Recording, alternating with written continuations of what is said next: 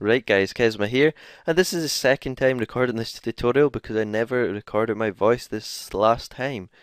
So let's get started. This is what we're going to be making today. It's a module bar uh, for your website, or even you can use it in say a YouTube background, into a partnered YouTube background to say you could name designers, homepages, websites, and merge this into it. So let's get started. So the sizes I've made my canvas is 900 pixels wide and 320 height. And let's unlock the bottom layer. So the first thing you want to do is come down to the rounded rectangle tool. The shortcut is U. You want to change your radius to about 10, I would say, and drag this out. So if you want to move it whilst dragging, hold down the spacebar and it will let you move it. So let's say if I drag it to about something like that, and that looks fine. So you want to get a new layer, drag it below your module, click M to get the, I don't actually know, the marquee tool. Just drag it slightly bigger than the actual thing. Same, hold down spacebar to move it, and that looks about nice.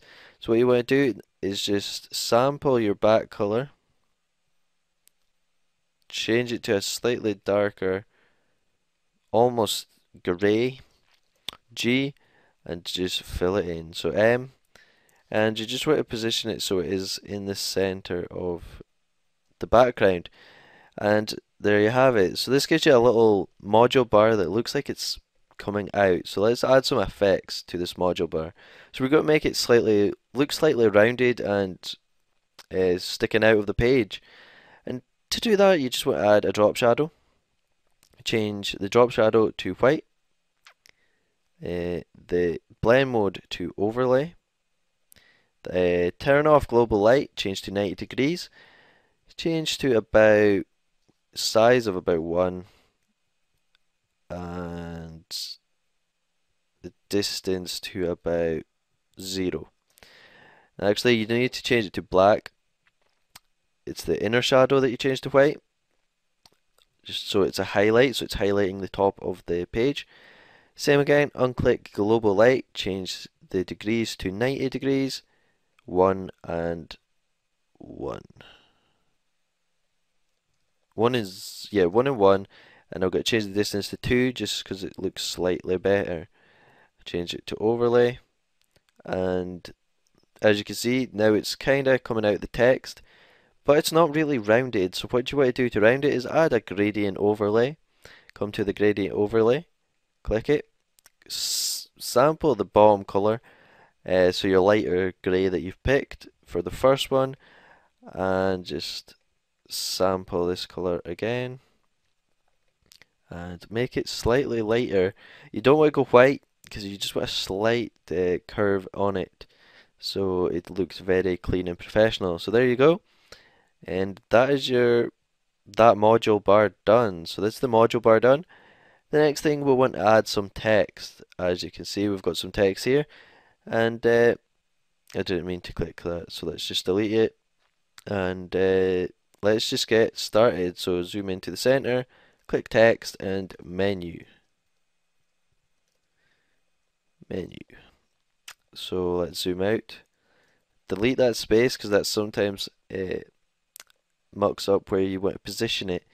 So clicking on the menu, the text that you just made, and your module bar that you just added the layer effects to, and centering it by going to the move tool, or V for the shortcut, and clicking up here at the top and centering them both. So that's exactly in the center, and we know it's in the center, so we don't want to move it. So the only thing that we want to do is add the slightly indented feel to it. So we'll add a drop shadow and an inner shadow. So in the drop shadow this time, you do want to change it to white because this is a highlight, not change it to 90 degrees, change the distance to 1 because it's text, add the size to 0, and that's about it. What you actually want to do, the only thing I've got to edit is because I've got the wrong text color here. You want to pick the same as the color that you had your module bar at the start. So we'll change it to that color now. Go back to shadow, same as again. Change it to 1. Size to 1 as well. I'm going to do because it makes it slightly better looking. Change it to overlay and go back to drop shadow and change this to overlay as well. There you go, we've got the highlighted effect and it is engraved into the text now, into the back, your module bar. So let's zoom out, and what you want to do is duplicate, so holding down Alt and Shift, drag it, and that will duplicate the text. And change it, I'll just change it to text, because this could be anything you want. This could be for a website, or it could be links, as I said. So Alt and Shift, and we'll drag this one to this side, roughly the same, and change it to text as well. So there we have it, 2 texts there.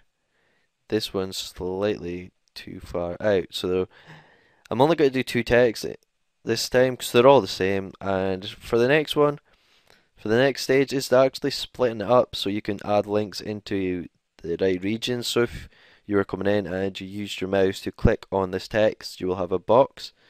So let's split this up. So you want to click at the top, that's not at the top. We'll start with the middle ones.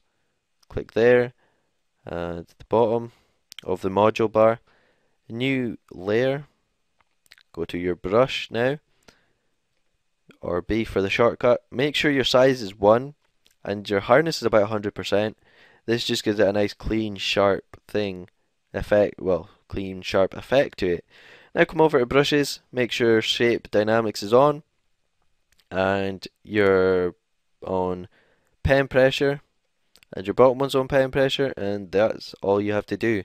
So back to pen tool, the short key is P, and right click, stroke path, and click, make sure simulate pressure is on, and click OK. And I forgot to change the actual color, so just Control and Z and change. I didn't really mean to do that, but it doesn't matter. Right click, stroke path, and I've just made this one white this time, just because it makes it a lot more cleaner and sharper. So click V and Control and J to duplicate, and holding down Shift, drag it to the other side, roughly in the middle, so it looks nice and symmetrical. Same again, and you would do this in between every text that you have done.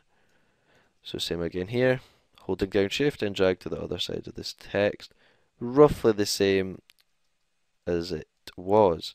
So the next thing that we have to do is just merge all of these so we don't have so many layers. As change, so we have the menu one is actually selected, and so if you clicked on it, it would engrave. And so let's just alter the layer style for the non-selected one. So what you just want to do is come in, change it to white, and just basically change the layer styles about with the colors.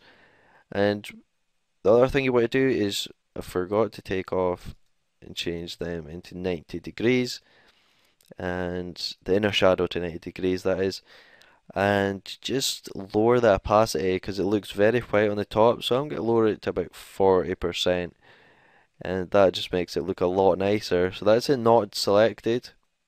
What you want to do is right click on the layer, copy layer style, come up to the second text and paste layer style. So as you can see, that it makes clearly that you've got menu selected. So the next tutorial that I will be doing, because this is the end of this tutorial, and the next tutorial will be on how to actually code this one. So take in a Dreamweaver and put links in it. So it's pretty simple and easy to do.